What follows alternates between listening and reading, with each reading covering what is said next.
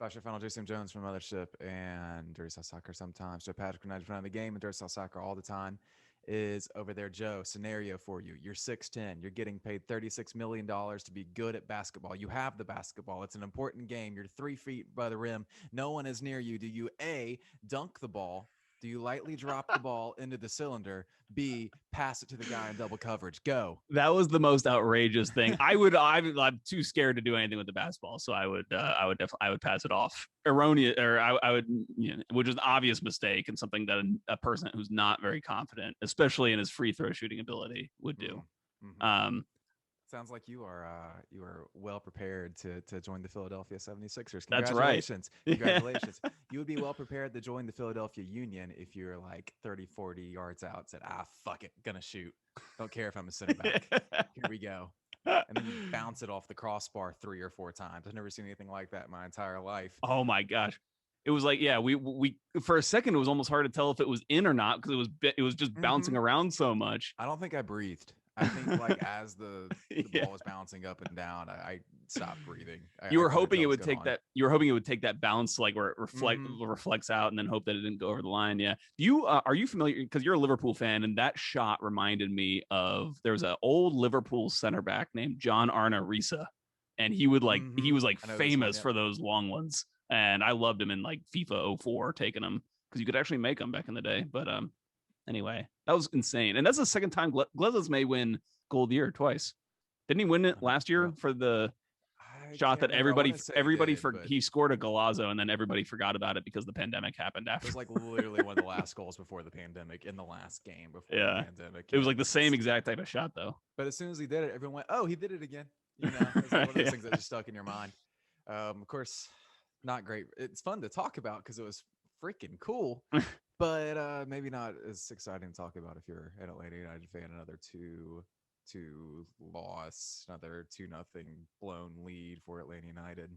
So I have a question for you. I know we're going to obviously talk a lot about the game and the season and everything like that later, but just top line, DEFCON 5 being the least,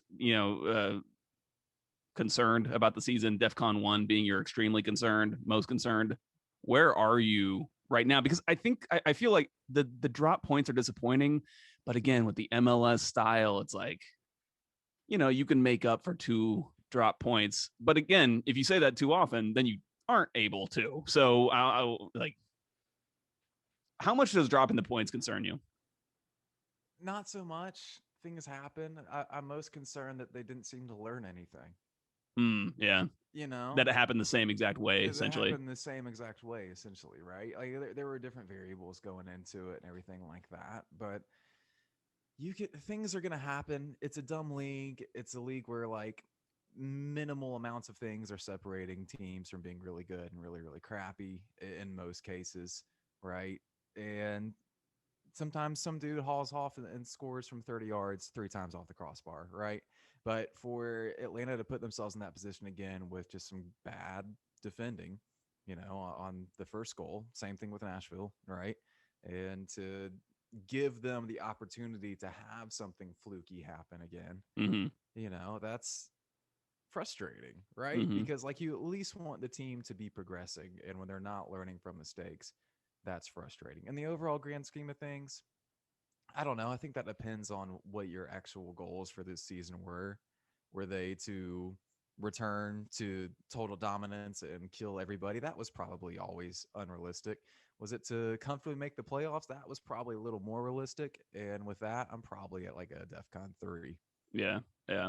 I'm less confident that this team will be able to make any sort of, are there domestic cups this year? Is there a US Open Cup this year? No one knows.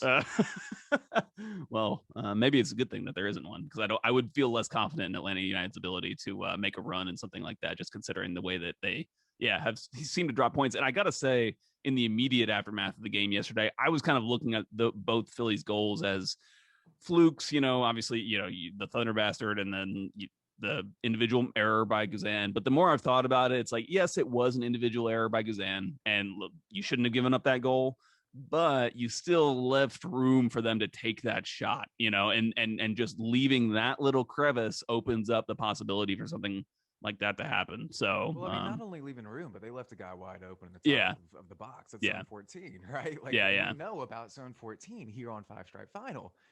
You don't leave guys there. You don't leave guys there. It's yeah. a dangerous spot to leave them in, and We'll talk don't about it a think little bit more later. right, I yeah, think there are some reasons why that area of the pitch was a little bit. wide open for Yeah, certain reasons. Certain yeah. reasons we're definitely going to get into it. First, we got to get into this though. We want to thank Kurt Castle for the intro music. The song is Thank you, Chances. Kurt. We also have a couple of housekeeping things to get to. Joe has on the show. See, how are you? Welcome back. I guess it's been a second since we've Yeah, done that the was a main message to show. you. That was a message to Yeah. you, Sam. Oh, I'm doing good, man. I'm doing good. Me too. Um, Go ahead and check out our Patreon once you get done with the main show as well. Joe has an interview with Scuffed, the Scuffed Pod, Adam Bells, talking a little USMNT stuff. There's a long AMA, a very self indulgent AMA thing with us where we just talk about ourselves for like an hour and a half. It's great. Got some daily shows up there as well, kind of short newslettery type things. Audio newsletters is what we're calling those now. Oh, okay. Uh, Like MLS Coaching Thunderdome is up there. Interview with Felipe Cardenas is up there. All of this has been recorded since we did our last show. That's kind of crazy to believe. it is crazy. It's been a long time. Well, check out the I need Patreon. Atlanta United to bring some like organization structure back into my life. You especially. I You may, mean, probably more so for you. well, we're gonna talk about like how there may not be so much organization and structure right That's now, to true. be totally honest. Right before that, though, go check out the Patreon. It's patreon.com/Five Stripe Final. Over 170 of you there right now, folks on the Discord, Good everything Lord. like that. It's too many. It's obnoxious, but we love it, and we love you. We love you. We also love the fact that this is business time. Business time. Joe, Patrick, first thing we want to get to is new kits. New kits. Third kit's released. I think it was Thursday. I think it was Thursday at the Center for Human and Civil Rights. It was an excellent event. I really got to kind of check out the entire center as well while I Oh, was nice. there. And it's awesome. Go check that out if I y'all do haven't need to go. been I to haven't it been. yet. It's phenomenal. A lot of really good information and affecting information is how I put it. Kit comes out though; it's very Virginia Techy. It's Go got that Hokies. maroon and orange. Go Keys!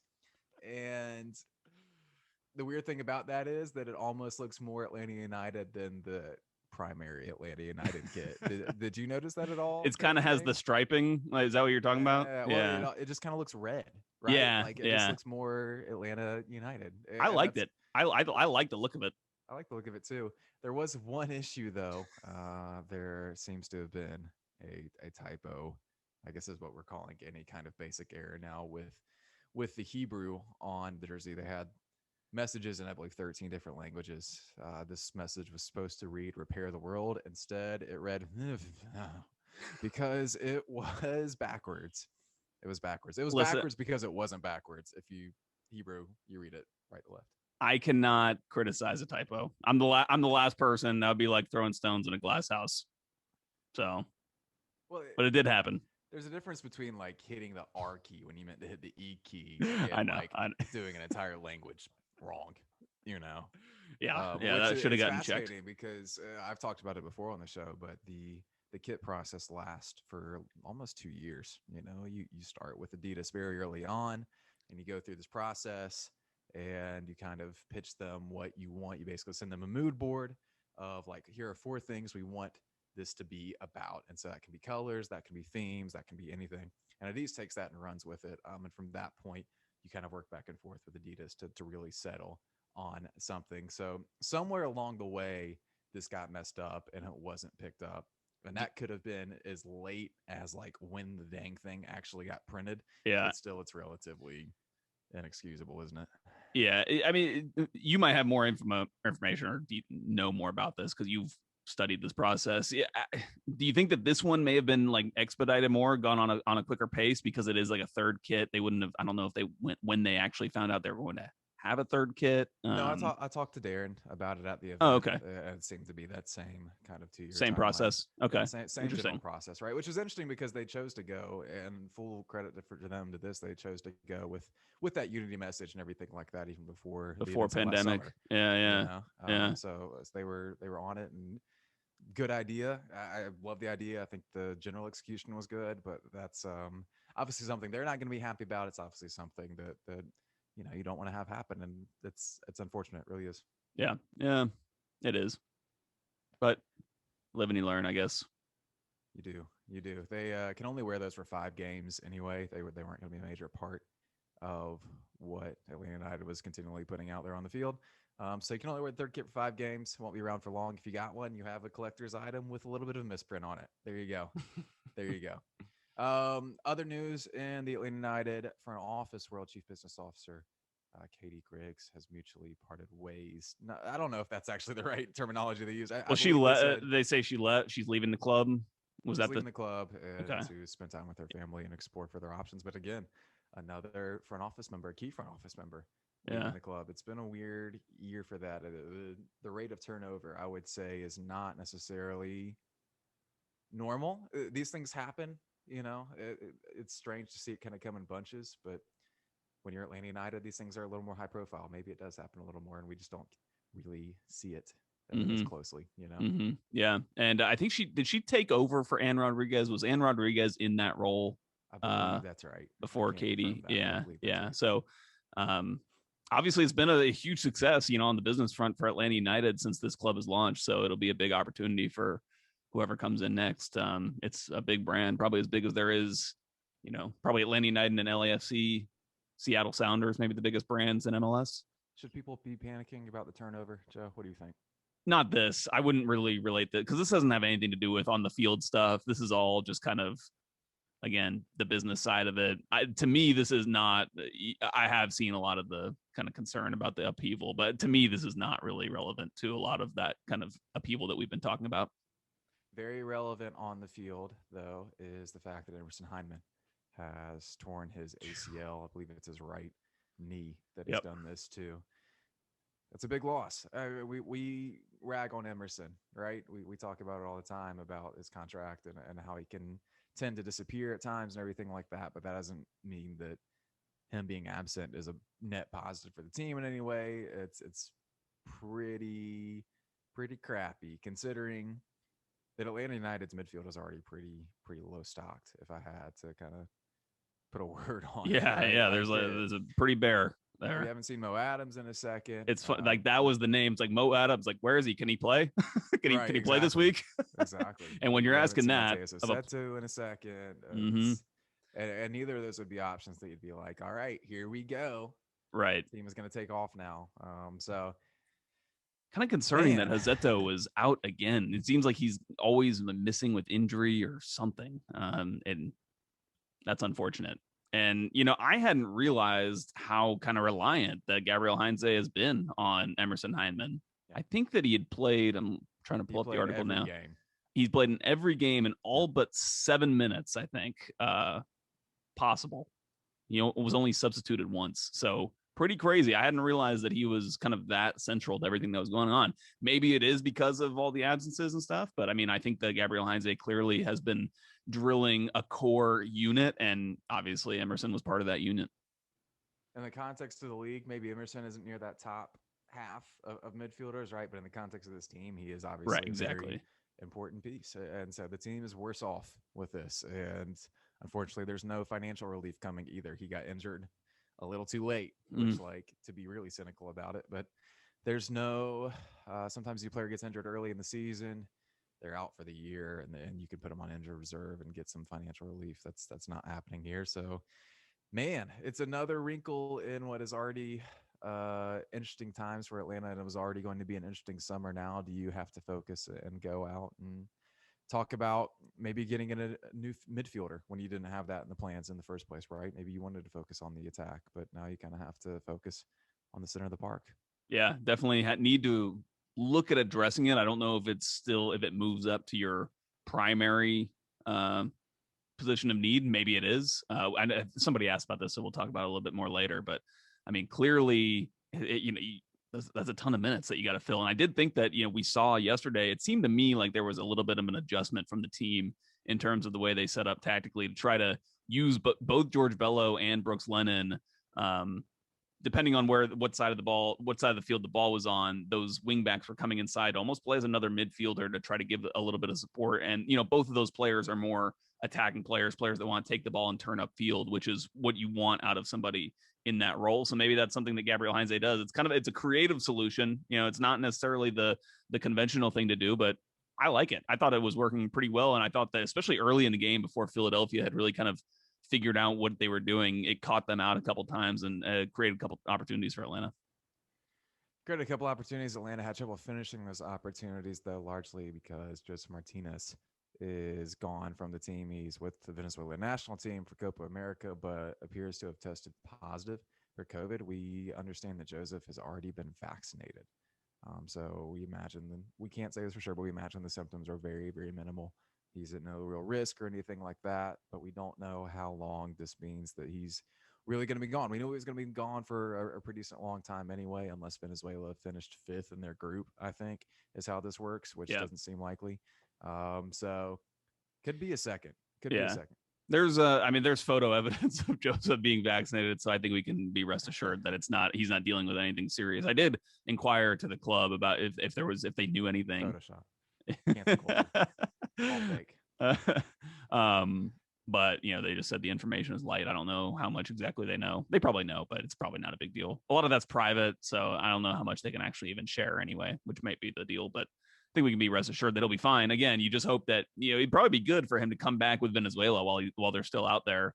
That way he can get some minutes, get a little bit of match fitness before he comes back, and maybe again, you never want to see anybody test positive for COVID, but if you do, you'd rather be first vaccinated, and right. Second, if you're an Atlanta United fan, it keeps minutes off the legs. He doesn't come back as exhausted, fatigued, all that stuff. I'll allow it. Okay, thank you. I'm sweating. Team did struggle without him though, and that brings us to Joe Patrick. Sports Prime Game Time. Joe, did you get to listen to my thing? Okay. Amazing. Thank you. One take. Sports Prime Game Time. Joe Patrick. The show note just says Cubo started. And boy did he. Boy did he. Face planted out of the blocks here, I think. Especially, I think it was like the 4th minute.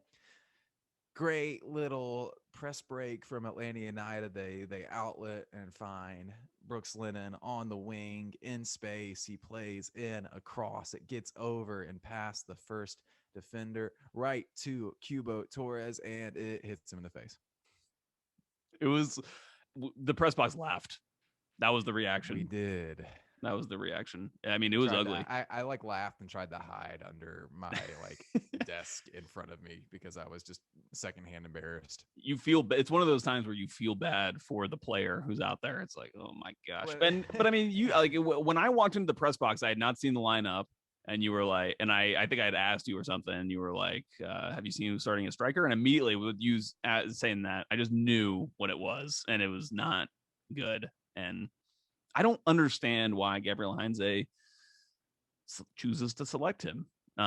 Maybe he feels like he can't do with Eric Lopez needs to be on the wing. He's not capable of performing that role. I don't know, but it really just seems like Eric Lopez would be clearly the better option. And even if he's not, then even if you don't want to start Jackson, okay, let's say you do want to start Kubo. You can still get Jackson Conway in a little bit earlier. I don't know, anybody. Yeah. It's just at this point, I just want to see anybody else. Try somebody else. 5 minutes of playing time, actually got in position and then put his head on the ball. It was right to Andre Blake, but he still got in position and actually didn't let it hit him in the face. It seems like an upgrade, Yeah. I think Cubo's in there for hold up play, right? Like that seems to kind of be the general vibe I'm getting. He's fine at it. It's maybe something he's better at than Jackson. I thought we may see something maybe a little bit more unique. Maybe you move Eric Lopez in that central striker position, have Jake Mulroney in as a winger instead of Lopez, something like that. But clearly they need to try something. Cubo Torres, 1 goal in 17 games for Atlanta United. That's just not getting it done. And it's not like this is a front office thing or anything like that. I don't think anyone needs to be too upset about it. You lost your first striker to a national team. You lost your second striker to a basically bereavement. grief, Yeah, so it's not something you can really plan for. It's not like other teams in MLS have a third striker who's like phenomenal, you most of know, them are minimum salary type guys like Kubo is. like Kubo, right? Exactly. But when it's not working clearly like this, you do have to try something, right? And it Mhm. goes back to just like learning, you know, just trying different things, just taking what you've learned from past mistakes and correcting it, right? Just would love to see a little bit more of that. Well, and the other thing is like just the final third play with this team is a total mess or non-existent, however you want to phrase that. It Right. seems like all the chances that are coming from Brooks Lennon crosses, or mainly most of them are Brooks Lennon crosses, but then some other crosses as well. But there's nothing really interesting or incisive happening centrally in the final third, and I think that that's why people can see it and they're a little bit worried about that. And it makes it so that when you're keeping all this possession during a game, it actually makes you more frustrated about all the possession because it's just leading to absolutely nothing. And it's like, I think you'd rather not have so much possession if it were to lead to better chances. So it's really tough. And one thing that struck me in this game is that Atlanta can find chances for themselves when they have a lead. Well, as soon as they took the lead in that game, all of a sudden they had counterattacking opportunity after counterattack opportunity. Of course, they weren't able to take advantage of any of those either. And again, it's all kind of part of the same picture of the struggles in the final third with Ezequiel Barco either making, it seems like every time he had a decision to make, it was either way too early or he picked the decision way too early or far too late. And it totally kind of stifled anything. Marcelino Moreno, again, was very average, I guess. Lots of poor shot Very average. selections Uh-huh. when there was other passes on for a better opportunity. Those are the troubling aspects of where this team is right now, and it's just frustrating to watch it happen over and over again this late into the season. Well, it's strange because I thought they were better in transition yesterday. I Definitely. Oh really did. yeah. Like their opportunities were there. They were at least getting numbers forward. There were chances that could have been theoretically created, right? Because they did have numbers advantage. They did have defenders scrambling a little bit. It's just the fact that the dudes weren't making the right decisions. Mm-hmm.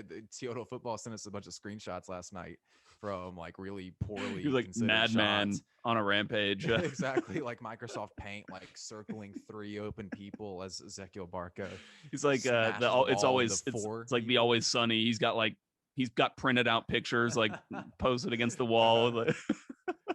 So that part at least was good. At least they were attempting to do such a thing, which is something that I've been complaining about, Mm-hmm. that they hadn't been able to do. It's just that it kind of comes back to is the ability there to actually make anything happen when they do. And for now, it's not, and the decision making isn't there, which is probably the most frustrating part. I think we all got frustrated with Zeke yesterday, who was getting into those positions and found a lot of space. He was kind of drifting centrally and kind of finding a gap right near midfield where he was able to get the ball as an outlet and really take off and sprint towards the back line, which is extremely encouraging, right? But he would make the wrong decision, Mm-hmm. He would make the wrong decision, just plain and simple. And I think he did it at one point, and I sent him the Slack and was just angry and said, I think Zeke sucks. Just said something really grumpy and pedantic and childish like that. And Josh Bagriansky was like, no, he's the entire offense right now. And I went, yeah, That's the exactly. problem. That's the issue. Yeah. you know? So it's frustrating to watch that. It's one of those things again. We know what Zeke is at this point. We know who he is. We know what kind of player he is with this team. And it's just a player who can't make that decision when it really matters. So that's frustrating. Marcelino, you kind of looked at me at one point in the game, and I forget how you phrased it, but it was basically, I don't think Marcelino is a dude. And I think you might be right, but maybe he'll like turn into a decent TAM player with better players around him. But that's a future thought, right? Like he Mm-hmm. doesn't have those guys around him right now.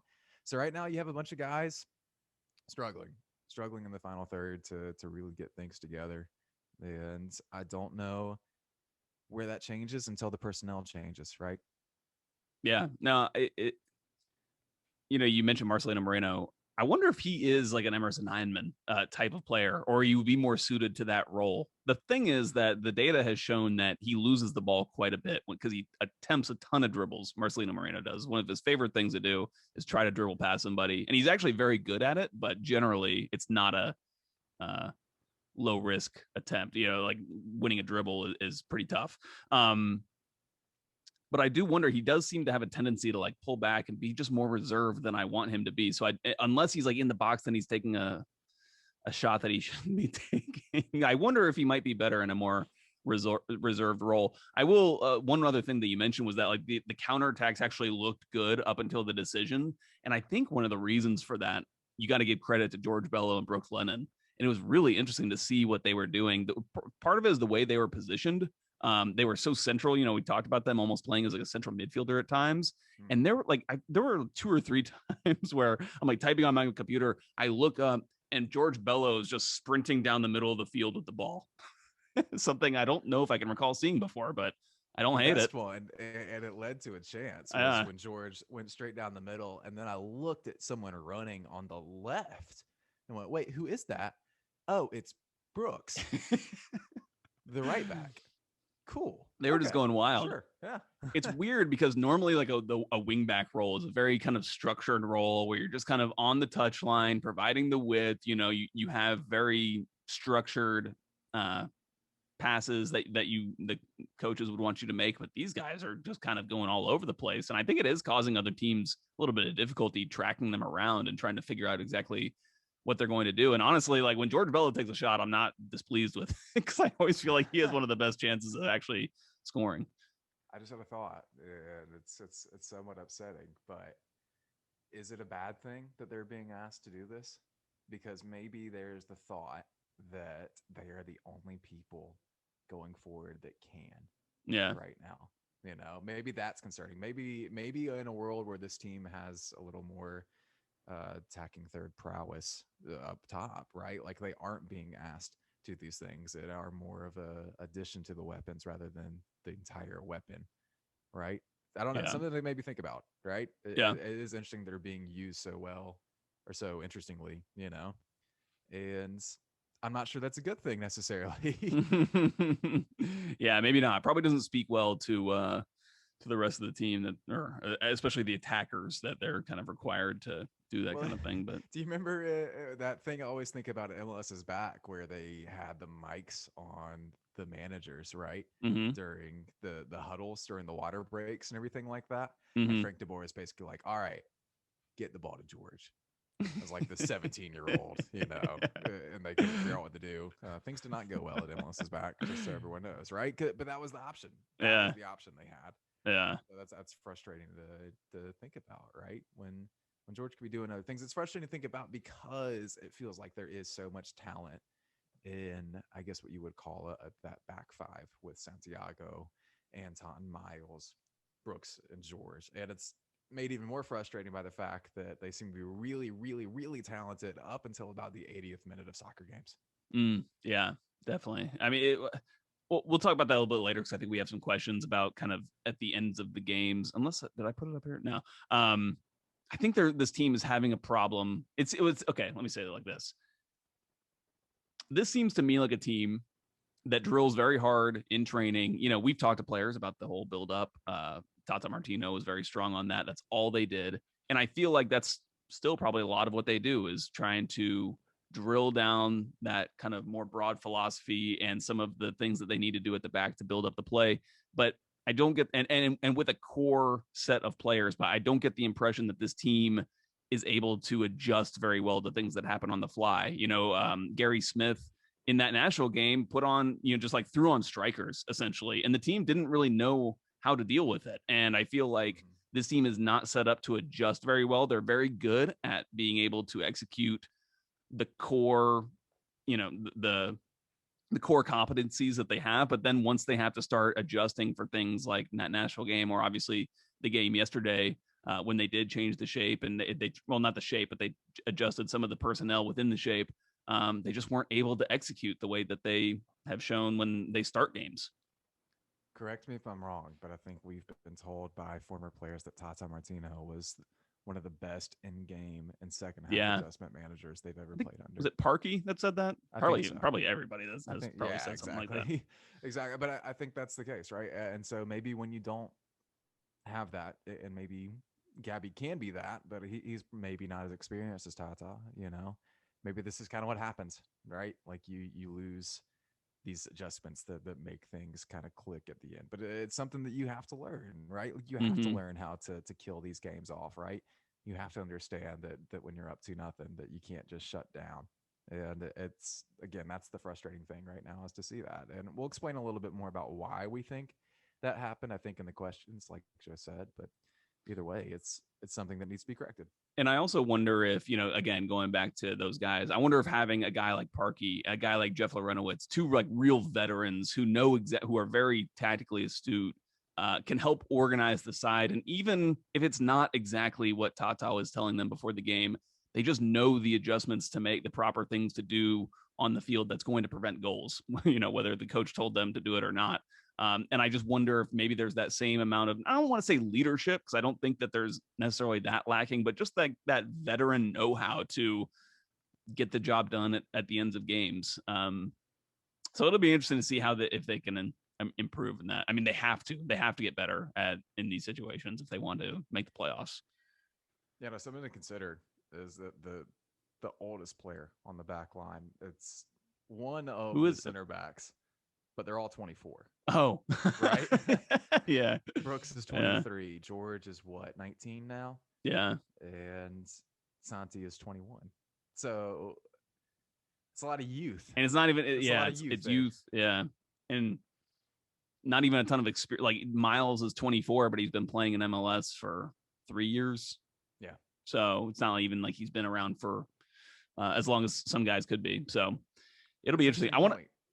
What's that? It's something that really hits home which again is kind of the crux of what we'll talk about later. When Alan Franco comes in that back three and starts trying to set the line and be like the director and everything like that, and he's kind of got the same somewhat level of experience, and maybe is the newest MLS player in that group, right? And so when he's Mm-hmm. out there trying to direct and everything like that, maybe it's not too surprising when things struggle in the beginning like this. Yeah. Yeah. One other thing I gotta say, talk about Guzan. Obviously spilling that save.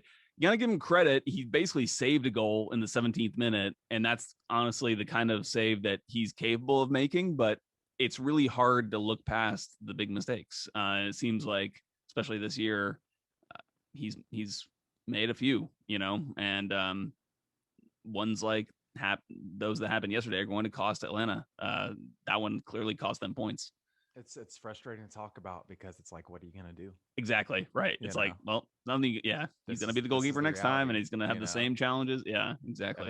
it makes it even more difficult when you look across the way and see Andre Blake doing Andre Blake things, or maybe you watched Matt Turner just go bonkers this weekend against NYCFC and win New England the game. Essentially, Atlanta doesn't have that, and it doesn't make it any easier for that young back line when the goalkeeper, who is the elder statesman of that entire group, right, isn't able to keep up ability wise, and that's just an indication from the stats. And now it's really starting to come in with the eye test as well. But what are you going to do? And it's one of those things where, you can say, oh, well, they should have defended better. The team should have defended better, not giving up the shot that allowed the spilled save. And that's totally fair. But but the reason you have goalkeepers is to cover your ass in situations like that, where you don't always play perfectly defensively and you leave somebody open at the top of the box for a shot. That's where you hope, and again, that's a save that should be made 100 out of 100 times. Is that fair? I mean, I'd seen it was just kind of pretty low on the. It was low, close to him. That's how I remember it. Yeah, I no, haven't I seen think it it took back a since little it bit of happened live. deflection. A little Okay. bit of deflection. You had to correct a little That's bit. right. It did. That's right. Yeah. But at the same time, like, So maybe not the it can't easiest save, but spill yeah. right there. Yeah. And Yeah. I think that's pretty fundamental Yeah. for the most part. Did you Joe, see? Did you see they awarded a man of the match right after that? Or I did, he and was like I hammering had in the to like spike. cackle. Like also Brooks Lennon got some award as well, They and he like smiled for the picture. yeah. Like really, dude? Like I Did you see? get. Did you see the Why? video where he like smiles and then just like immediately it's like that Yes, it was smile literally that. turned upside down? It was literally that. Like he like it's like okay, I got to be in character, Yeah, and I'm yeah, angry. I'm and gonna go yell at someone in craft services now. It was an incredible acting performance. Really was. Joe, I want to ask you this real quick, and we can do this as quickly as possible to not get too media nasal cavey. But speaking of Brooks Lennon, only player who spoke to media after the mm. game, just one player. And some folks have kind of taken this as an indication of a larger issue. I'm not quite sure what to make of it, to be totally honest. Yeah, it's interesting because in past years, I kind of said it as a joke at the time. I was like, this is why they can't. This is why they need to re-sign Gressel. So, so Uh, you would talk to us after something like this happened, but kind of for real, like kind of seriously, like it was important for players like Gressel, players like Jeff Lorenowitz and Parkhurst. Like these were guys that would talk to us regularly when things didn't go great. Um, and there isn't really somebody on the team that's that person. It's Brad Guzan and Brooks Lennon. That's who it is. And George Bellows starting to be thrust into that role. Unfortunately, there's already been a little bit too many sad press conferences, post game pressers than you would have hoped. But it's just a tough situation. There aren't as many natural speakers and charismatic guys, I feel like, on this team. yeah, it's a quiet group. We've kind of mentioned that before, and I also want to put Leandro in that group that would talk Uh, to us as well. I yeah, think, yeah, I think yeah. he's usually pretty good about that. Keep in mind too, it's over Zoom. It's much less impersonal. I don't know how much I'd be willing to go talk to a bunch of disembodied voices after an upsetting loss. So Mm-hmm. maybe don't put a ton into it if it continues to be a thing. Maybe that's an indication of some larger frustrations. But for now, maybe don't look too much into it. Do look a ton into our Lorenowitz man of the match. These are your unsung heroes. Joe Patrick, do you have a Lorenowitz man? Mine would be I guess I got to give it to whoever I give man of the match to in the player ratings, which is Brooks Lennon for reasons, For reasons. Yeah, sure. Why I not? guess. Miles Robinson, but not Miles Robinson, the center back. Miles Robinson, the number 10. Love it. Yep. Because he's legitimately the best playmaker on the team He right now. had Yes, that go. yeah.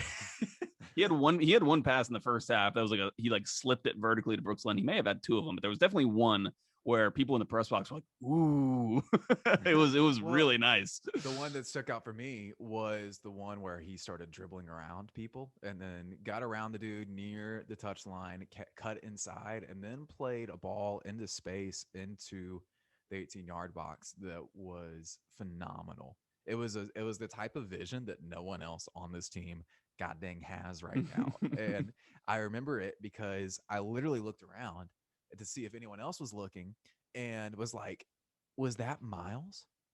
You're Because I right. Yeah, didn't yeah. process, I need to see the right? replay on that. Yeah. Um, Phenomenal. So he's Miles Robinson, the 10. turning himself into uh, quality number 10. I think he leads MLS, or he did lead MLS coming into this week, and passes that lead to shots among center backs. If he So, doesn't make the Gold Cup roster, we riot. If he isn't oh, sold for like absolutely. 15 million this summer at that point, we riot. I mean, I So, think he's he's Atlanta phenomenal. United's best player. I would say he's Atlanta Easy. United's best player, and that includes Joseph Martinez. Yeah, right now. I think I'd agree. I think I'd agree. Hopefully he's around for long enough for it to really matter. We'll Yeah, see. no kidding. We'll see. Hopefully, you guys are long enough or around long enough to get to the questions that matter after this quick break. All right, Joe Patrick, the people had questions after that phenomenal break, maybe the best break, possibly the greatest break to ever exist in the history of breaks. First one comes from Trax Dodge on Twitter. It says, look, they sacrificed their win for the Hawks yesterday. Truly a stunning move. I do appreciate the bravery and stepping up and making sure that everyone fulfilled their end of the bargain yesterday in Atlanta. Impressive stuff, really. I got a shout out to Ronald Pena from Pulso Sports, who said Atlanta United walks so the Hawks can run, and he spelled it like walks. I thought it was a good dad joke. It's It was a good clever. dad It's joke. good. I like it. I like it. John Leach on the Discord asked, how many times do we have to watch Zeke run at defenders with the ball and acres of space before we realize it's not going to work out for him in Atlanta? Well, I mean, we realized that like a year ago. I don't know. He makes the wrong decision in the final third every time, it seems. And Yeah, I'm glad pretty someone much. else is seeing it. You know, it's wildly apparent in stadium too. We kind of have like a behind the ball view, especially when they're running towards the supporter section in that glass end there, and you can see where the pass should go. At times, this happened a lot in the second half when they were getting a transition a lot. You can see where the pass theoretically should go. It Mm-hmm. normally does go. You kind of get used to the rhythms of how these things work, especially having watched the first 2 years of Atlanta United, right? And they just aren't going there, and they aren't going there quick enough. He did make the right decision a few times, but maybe not as quick as you would have liked, and obviously not the result you would have liked. You almost wonder if Zeke, if it's running through his head that it's not going to work out for him. Like while he's, if he's like, this is not going to work out for Like me. he's running with the ball and going, Yeah. "Who am I? Why am I doing this? Yes. What is a Yeah. ball? He When did we like call it a he goes ball?" external. Yeah. He has like a, not, I don't know if it's a panic attack, but yeah, he kind of yeah, he realizes his time and space and consciousness. Yeah. Zeke Barco is the whale realizing its existence, falling Yes. down to earth from Hitchhiker's Guide to the Galaxy as Yeah. he has the ball. Exactly. That's how Yeah. it feels when he's on a break. Okay, It's well, I mean that's just kind of what it is, and I don't know how many more times. I don't know. He did get named to the U23 Olympic roster. Am I right in saying that? Yeah, the preliminary. The I think it's a preliminary. Okay. preliminary roster because he was just on the with the U23s playing against Saudi Arabia, I think, and some other team in somewhere in Europe. So yeah, So maybe he goes to the Olympics, and maybe that's the last we hear from him. Honestly, we'll yeah. see. We'll We'll have see. something on Dirty South Soccer soon about players that will be missing time. Obviously, we've already had a couple, but with the Olympics and some of these other tournaments that aren't usual, we'll just get that so we can get it on paper and have a reference for everybody. You know, somebody threw it out there, I think, in our Slack saying that it's potentially Barco, if Barco is sold in the transfer window, he could potentially have played his last game with Joseph already because by the Mm-hmm. time Joseph comes back, then Barco will be um, soon leaving for this Olympics thing. So possibly could happen. It's been weirdly quiet. I don't know. I wonder. I'm expecting more leaks coming soon, especially as we kind of get towards the transfer And window. very And maybe not quiet. leaks, just Yeah. kind of rumors, Yeah. because like it's such an easy line to draw from point A to point B on that one, right? Yeah. So Seems like the Club America rumor was the strongest one that we've mhm. seen, but I still am not unsure how substantial it is, but it's a move that I think theoretically makes sense. But I mean, that's a whole nother discussion as to where he's going to go. Let's move on to this whole other discussion because it is a whole other discussion. This question comes from Jacob on the Good question. Discord, and it's what we've been hitting about this entire time. He says, "Would love to hear y'all's thoughts on the Alan Franco situation. So fascinating to me. Heinze really wanted him, right? But he's a DP that's barely seen the field, and rightfully so because Walks has been awesome. Just odd to me." And again, this is like one of those things that you can't blame the front office for, right? Because Gabriel Heinze wanted this person. Mm-hmm. This is the person that he demanded they really kind of get. They needed a center back, and it's not anyone's fault involved that Anton Walks has turned into a better player than any of us really realized, right? I Yeah, totally. don't know what to do about it, honestly. It's such a weird and strange conundrum to be in. It may be one of those things where when Miles leaves, at least you have Alan Franco there to kind of pick up where that left off. But right now, it's weird. And yesterday, it was even weirder when he came on and things kind of went to shit. Mm-hmm. You know, this is a great question. It's something that I've been talking to you about off of the podcast, off air, just about where the hell is Alan Franco? Is he ever going to play? What position is he going to play? I kind of threw it out there when we were just spitballing, what the lineups might look like without Emerson Hyndman and some of these pieces that are missing. Whether I thought that potentially he could play as like a right back, and that way you just alleviate a little bit of responsibility and let him. It's just there's less risk at playing right back. You can make a little bit more mistakes and not be totally screwing over the team. But clearly he is a center back, and that's where Gabriel Heinze played him when he put him in the game yesterday. Played him as the central center back actually for Santiago Sosa. But yeah, I mean it's not great that he's still kind of out of sorts. Like even when he came on yesterday, you could see there was one time I noticed when there was a ball that came bouncing to him. He was the last defender back, and Guzan was kind of asking for it. He's like, just play it back to me. I'll take it at my feet. We can build a possession. But then he just booted it out. And then he turned around and he and Guzan kind of were like, couldn't hear you or miscommunication or whatever. And it's these kinds of things that need to get sorted out before he's going to be, a really solid player for this team. And honestly, it's something that maybe we took for granted a little bit when you look at a guy like Leandro Gonzalez Perez, who came in here and didn't really have many of those problems that I can remember. It seemed like when he came in, it was like he had everything. And maybe it was almost, maybe it's more down to Michael Parkhurst was actually able to pick up on some of the instruction from Tata Martino. And there was like less of a barrier that way. But yeah, I don't, it's not great. And again, you said it, like we wanted the front office before the season to support Gabriel Heinze and what he wanted. And I think that most fans would have said the same thing, let Gabriel Heinze choose what he wants to do with this roster, give him that kind of freedom. And so you do. But now, yeah, who knows how this ends up happening. So you can't really blame the process too much. Of course, Alan Franco was the third center back that they kind of went after, which is a little bit out of the club's hands, but I don't know. At least you have, Walks is keeping him out of the lineup, essentially. So you still have two good center backs back there. It just feels like a waste of resources to have a designated player sitting on the bench. Exactly. That's what makes it frustrating, right? Especially when the team's needs are so clearly in attack. But again, it's just another bad break.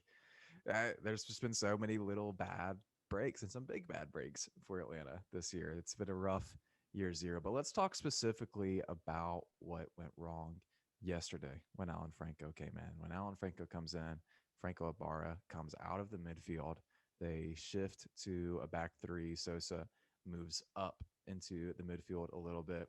And it's definitely absolutely not a coincidence that there was a ton of space in the middle of the field, both for the goal that came from the rebound, the shot that turned into a rebound for Corey Burke, and in the second goal from Jacob Glesnes, who literally like ran, kept expecting someone to step up to him. No one did. Ran a little bit more, thought about it, said, "Yeah, but shoot." Yeah, I mean, to me that is kind of on the midfield, but it all connects, right? It all has there's like it's like a chain, and when you insert Alan Franco, you're moving pieces around, and then obviously then Santiago Sosa is playing a different role that he's not used to, and I'm not sure. I haven't looked back at the goals, and I haven't seen exactly like what player was responsible for marking, which player, but it's just it's frustrating that this team is not able to adapt to those situations and be able to execute, and not really, you don't even have to do anything that special. You're just trying to prevent a goal from being scored, and you would think like naturally, intuitively, that throwing on a center back would actually help you in that regard. But again, when you change guys out of different roles, it throws everything into a bit of chaos. It is the worst position to come in and try to control the game with. And you kind of you hear from players, you hear from coaches and stuff like that, but you hear from defenders especially that coming in that substitute role as a center back, especially, is extremely tough because you have to organize yourself and acclimate yourself to a game that other people have already acclimated to, right? Like you cannot come in and kind of impose your will on the game. You're having to react. And when you're reacting as a defender, that's never a good thing, right? And so the reactions yesterday were to scramble a bit, to not really know exactly what the process was. And I thought it was interesting. I think Gabby mentioned that they had worked on this a little bit during the week, and clearly that wasn't enough, right? Like that was not executed well, directed well, because there was so much confusion. To support your point, I want to give a personal anecdote a little bit. When you said that about being so tough to acclimate yourself to the game coming in and the speed of it and all, it reminds me of being in high school and like my first couple of years playing high school football. I didn't play, so I was just essentially standing on the sideline the whole game. And every once in a while, like the play would come over to you, like there would be like a wide run out to the sideline. And when those players like came to the sideline, it was like a whole different level of energy. It was like you could, and this is high school football. It's not like they were actually moving that fast. And it's just a different. It's just a different level. It's almost you can't explain it really. Just with the adrenaline and the endorphins that everybody out there is feeling, and then to just kind of come in cold. Obviously, you've warmed up your body a little bit with some warm ups, but it's very difficult to get yourself up to that speed that quickly in that kind of position. Not only that, he got put in as the central center back in a back three and seemed to my perspective, right? To be the one setting the line, to be the one directing, right? Like I saw him make the motions to set the line and everything like that. I saw Anton and Miles keying on where he was as he stepped forward and back and everything like that. And so he was essentially directing traffic in a race that had already started, and he just kind of stepped out and started waving flags around to direct cars, right? And it Mm. led to like a 20 car pile up. So there you go. It's tough to do. It's rough, and I'm not sure what the overall takeaway is as far as his situation, other than like it's really hard to come in as a center back. So I don't know. I feel like if he ever plays in a back three with those two other center backs again, I think you got to play him on the right side. You got to play him in the position where he's most comfortable. And I think that Miles has experience playing as the central center back that he did under Frank DeBoer, where he was named to MLS Best 11. So I think that he's clearly comfortable there.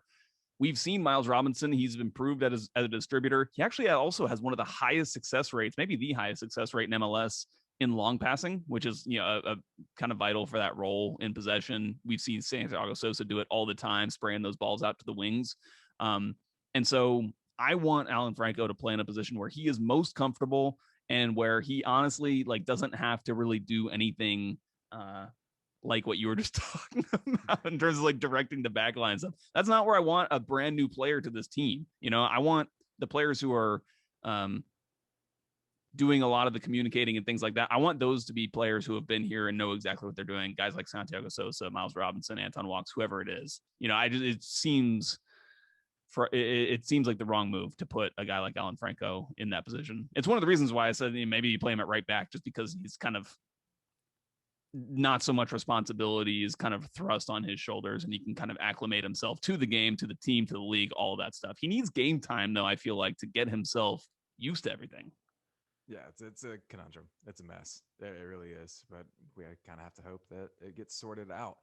I want to ask this as well. Do you think, and this is just a thought, do you think that the man marking has anything to do with the team becoming tired at the end of games and potentially contributing to these lapses? Were we talking about this before or after the result happened yesterday? That's a great question. Because we were saying like one of the things about man marking all over the field. I think I don't know who said it, but somebody was like, it seems like it's a waste of energy at some point to be chasing a guy around all over the place when he's not really needed. You could protect yourself in a way that isn't exerting so much energy. And I do wonder if that's leading to some fatigue down the stretch, and it makes you have to remove a guy like Franco Ibarra, who was a player who was having a really good game for you yesterday, and being that kind of disruptor in the middle of the field. Yeah, I think it's definitely worth asking.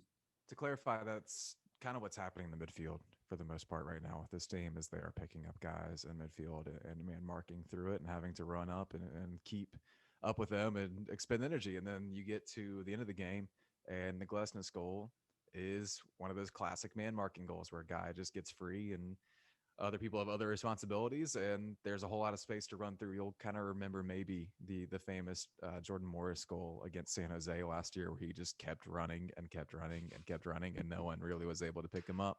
Same kind of thing, right? They man marked. It's like a quarterback scrambling in man coverage. Exactly. So I don't know, something to keep an eye on. We'll see if it continues to be a pattern. I think the biggest thing they need to learn is just how to, shit house. Right? Like, yeah.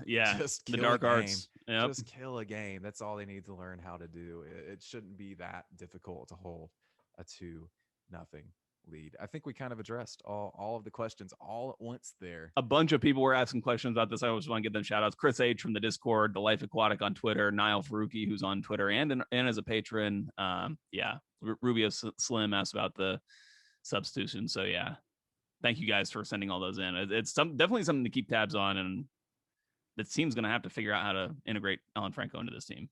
It's definitely something to keep tabs on. It's also time to keep tabs on Joe's heart rate. This is Rapid Fire. John Neeson asked thoughts on Elo's penalty shout.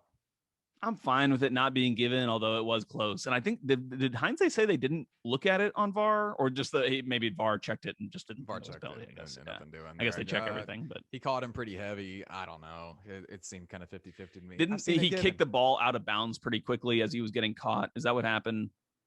I can't even remember exactly. I want to say the reason they didn't call it was because the ball was heavy touch. Sanford asked, "You really think we can sell Barco this summer?" I think you're probably going to have to eat some money. I'm going to be totally honest at this point.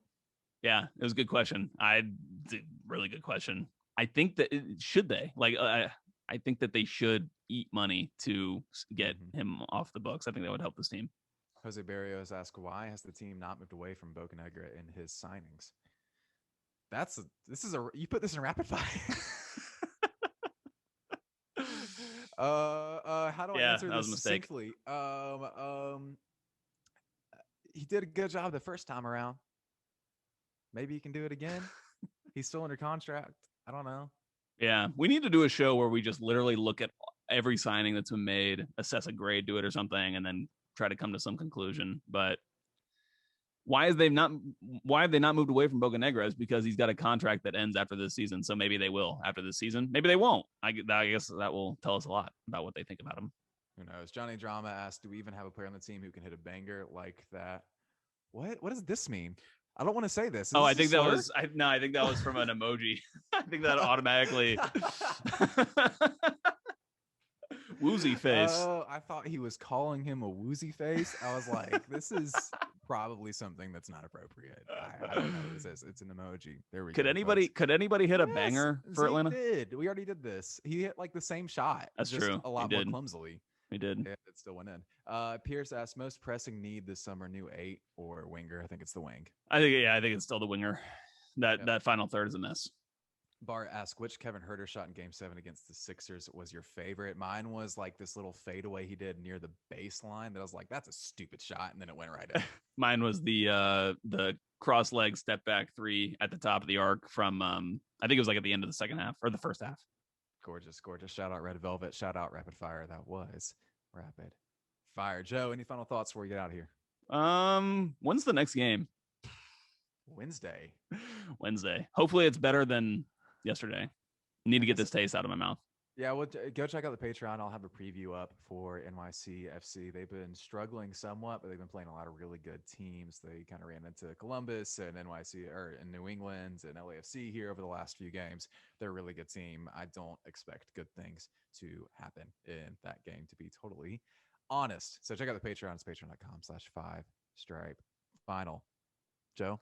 Yeah, we'll have, and again, I was just joking. We'll have previews and all the normal stuff up for Wednesday's game. So, yeah. Beautiful. Let's get out of here. Bye, y'all.